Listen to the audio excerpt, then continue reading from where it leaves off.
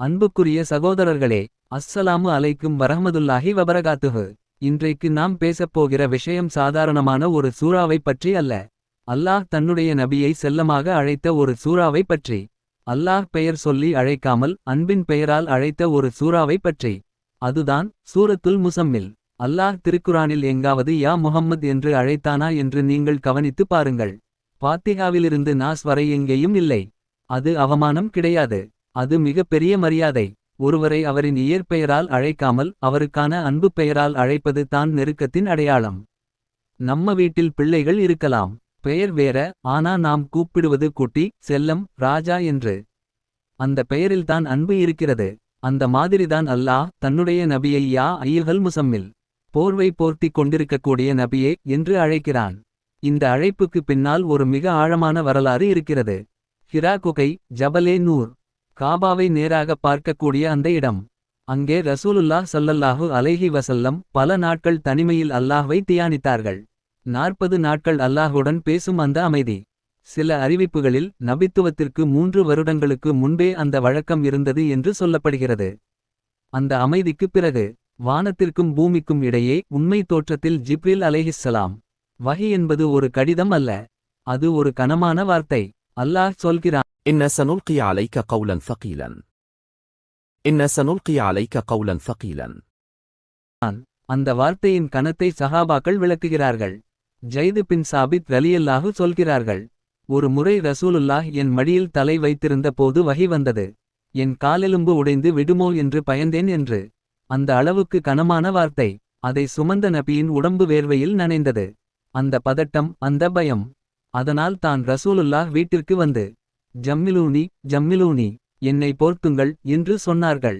அந்த நேரத்தில் ஹரத் கதீஜா ரலியல்லாஹு தாலா என்ன செய்தார்கள் தெரியுமா? ஒரு மனைவி எப்படி இருக்க வேண்டும் என்பதற்கான மிக பெரிய பாடத்தை கற்றுத் தந்தார்கள்.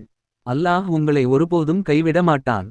நீங்கள் உறவுகளை இணைக்கிறீர்கள், பிறரின் சுமையை சுமக்கிறீர்கள், விருந்தினர்களை கண்ணியப்படுத்துகிறீர்கள், சத்தியத்தின் பக்கம் நிற்கிறவர்களுக்கு துணை நிற்கிறீர்கள். இந்த பண்புகள் இருக்கிற ஒருவரை அல்லாஹ் கைவிட மாட்டான் என்று நம்பிக்கை கொடுத்தார்கள். அந்த நிலையில்தான் அல்லாஹ் சொன்னான், யா அய்யுஹல் முஸம்மில் கும் இல்லல் கலீலா, போர்வை போர்த்திக் கொண்டிருக்கக்கூடிய என் அன்பு நபியே, எழுந்திருங்கள், இரவில் ஒரு பகுதியை என்னுடன் செலவிடுங்கள். இதுதான் இந்த சூறாவின் மையம். வாழ்க்கையில் மனச்சோர்வு வரும், புறக்கணிப்பு வரும், எவ்வளவு நல்லது செய்தாலும் மதிப்பு கிடைக்காத நிலை வரும். அந்த நேரத்தில் அல்லாஹ் சொல்லும் மருந்து என்ன? இபாதத், தொழுகை, அல்லாஹுடன் தனிமை. உலகம் உங்களை கைவிட்டால் பரவாயில்லை, இறைவன் உங்களை அணைத்துக் கொள்வான். இந்த சூறாவை பற்றி நபிகள் சொல்லும் சுபச்செய்திகள் மிகப் பெரியவை. யார் தொடர்ந்து சூரத்துல் முஸம்மிலை ஓதுகிறார்களோ அவர்களின் வாழ்க்கை சிறப்பாக அமையும். உலகத்தின் சிரமங்களும் மறுமையின் சிரமங்களும் அல்லாவின் அனுமதியால் நீங்கும். ஹலாலான ஆசைகள் நிறைவேறும், நினைத்த காரியங்கள் கைகூடும்.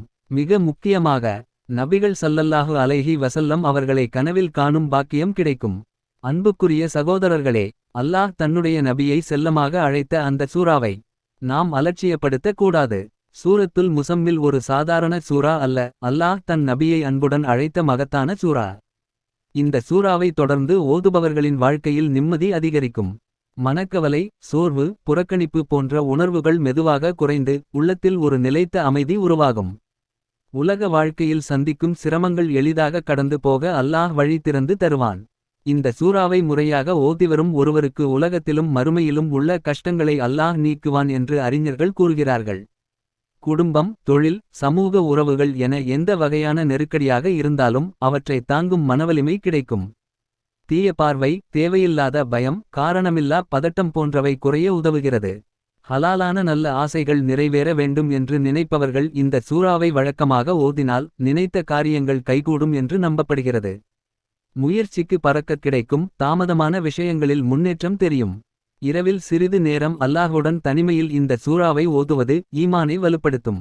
மிகப்பெரிய நன்மை என்னவென்றால், நபிகள் ஸல்லல்லாஹு அலைஹி வஸல்லம் அவர்களை கனவில் காணும் பாக்கியத்திற்கு இது ஒரு வழியாக அமைகிறது என்று சொல்லப்படுகிறது. நபியின் மீது காதல் அதிகரிக்கும், சுன்னாவை பின்பற்றும் ஆர்வம் உருவாகும். வாழ்க்கையும் மௌத்தும் இரண்டும் சிறப்பாக அமைய அல்லாவின் உதவி கிடைக்கும்.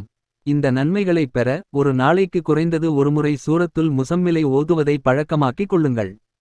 தொடர்ச்சியே இதன் ரகசியம். இந்த உரை உங்களுக்கு பயனுள்ளதாக இருந்தால் இந்த சேனலை சப்ஸ்கிரைப் செய்ய மறக்காதீர்கள்.